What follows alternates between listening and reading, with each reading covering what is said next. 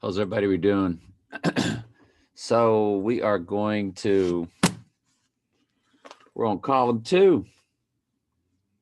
That takes us to Daniel 4, 5:12.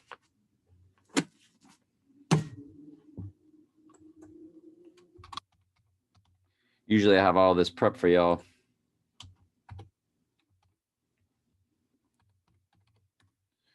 But let's just go ahead on and get going. I saw a dream which made me afraid, and the thoughts upon my head and the visions of my head troubled me. This is Nebuchadnezzar writing the 4th chapter of the book of Daniel. Therefore made I a decree to bring in all the wise men of Babylon before me, that they might make known unto me the interpretation of the dream. Sound familiar? Then came in the magicians, the astrologers, the Chaldeans, and the soothsayers, and I told the dream before them, but they did not make it known unto me the interpretation thereof. But at last Daniel came in before me, whose name was Belteshazzar, according to the name of my God, in whom is the spirit of the holy gods. And before him I told the dream.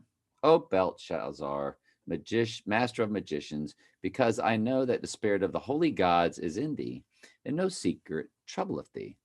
Tell me the visions of my dream that I have seen, and the interpretation thereof.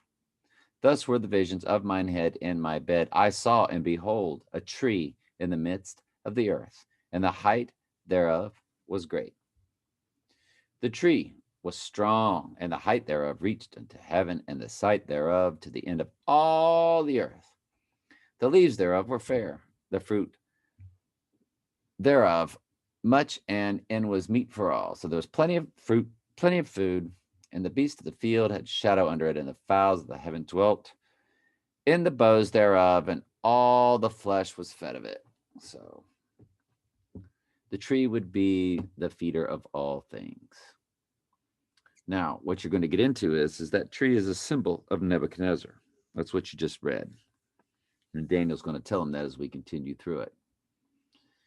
So the tree grew and was strong. Nebuchadnezzar's kingdom, and he as king, but his kingdom, and of course Babylon, and the height thereof reached unto heaven, and the sight thereof to the end of the earth, because he ruled the world. The leaves thereof were fair, and the fruit thereof much, and it was meat for all. So they were able to feed everybody through this kingdom. The beasts of the field had shadow under it, and the fowls of the heaven dwelt in the burrows thereof, and all flesh was fed of it. So all flesh was fed. Everybody had food, in a nutshell. All right, in its second column, also in Luke, got my dad's old King James Bible. That's Luke 17:32 through 18:4. That's 32 through 18:4. 32 through 18:4. 32 through 18:4. 32.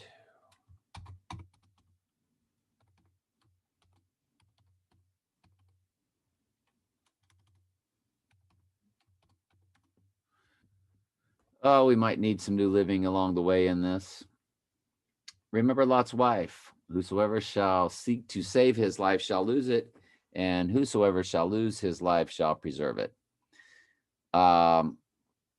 Trying to save your life in this life,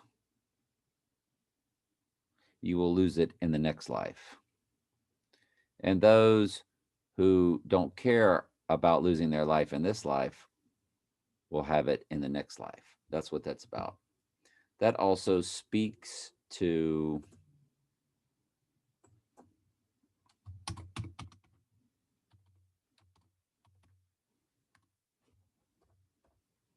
if any man come to me and hate not his father, his mother, his wife, his children, brethren, sisters, even his own life, cannot be my disciple. You got to hate your own life. You can't worry about saving your own life. Not for job, not for anything. No. Lord's in charge of everything. So to save your job or to save your life, you don't make friends with the earth. You don't make friends with God's enemies. Friendship with the world is enmity towards God. Friendship with the world is hatred towards God. Friendship with the world is hatred towards God. Friendship with the world is enmity towards God. So you're getting a King James version.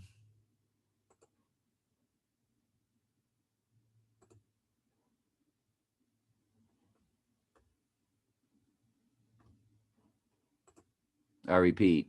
So you're getting a King James version. Whosoever be a friend of the world is an enemy of God. You adulterers and adulterers, you know that friendship with the world is enmity with God. Whosoever will be a friend of the world is an enemy of God. Yes.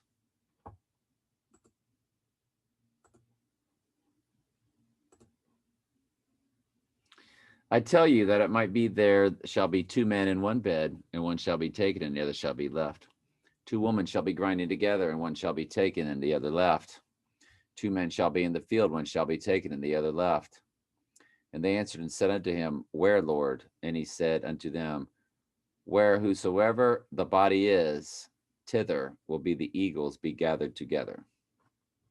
I want to read that in the King James.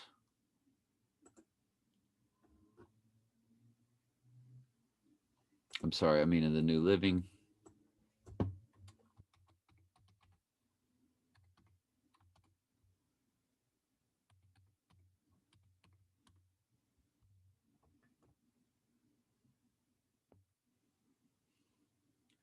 What will this happen, Lord? The disciples asked. Jesus replied, Just as the gathering of vultures shows there's a carcass nearby, so these signs indicate that the end is near. Interesting. And he spoke a parable unto them to this end, that men ought to always pray and not to faint, saying, There was in a city a judge which feared not God, neither regarded man.